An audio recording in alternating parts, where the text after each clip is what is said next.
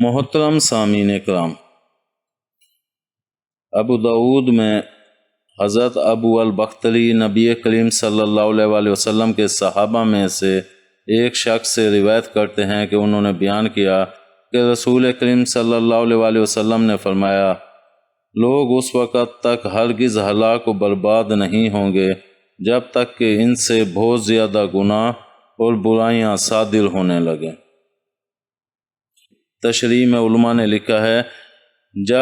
جب کسی شخص کے گناہ اور عیوب باکثرت ہو جائیں تو پھر اس پر حق تعالیٰ کے عذاب کے نازل ہونے اور لوگوں کی طرف سے ان کو ان گناہ و عیوب سے روکنے اور منع کرنے میں کوئی عذر حائل نہیں رہ جاتا،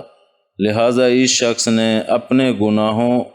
اور عیوب کی کثرت کے سبب گویا اس عذر کو ختم کر دیا جو اس کو عذاب الہی سے محفوظ رکھتا۔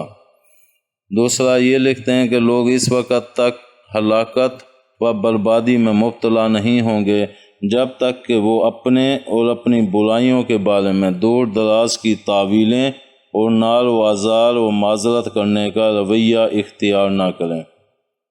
تیسرا یہ لکھتے ہیں کہ لوگ اس وقت تک ہلاکت و تباہی میں مبتلا نہیں ہوں گے جب تک کہ وہ لوگوں کو اس طرح معذور و مجبور نہ کر دیں کہ وہ ان کو کثرت گناہ اور برائیوں میں مبتلا دیکھ کر ان کو ان گناہوں اور برائیوں سے نہ روک سکیں اور نہ ان پر ملامت کر سکیں۔ بہرحال تینوں صورتوں میں حدیث کا حاصل یہ ہے کہ اللہ تعالیٰ اپنے بندوں کو دنیا کے مصائب و آفات اور ہلاکت و تباہی میں صرف اسی وقت مبتلا کرتا ہے جب کہ وہ گناہوں اور خلاف شرع امور کے مرتکب ہوں،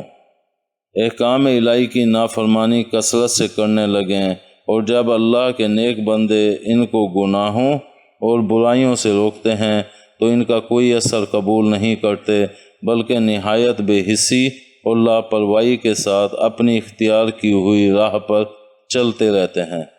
امید ہے آپ کو ہماری یہ ویڈیو پسند آئی ہوگی۔ پسند آنے کی صورت میں لائک کریں، کامنٹ کریں اور شیئر کرنا مت بھولیں۔ ملتے ہیں اگلی ویڈیو تک، اللہ حافظ۔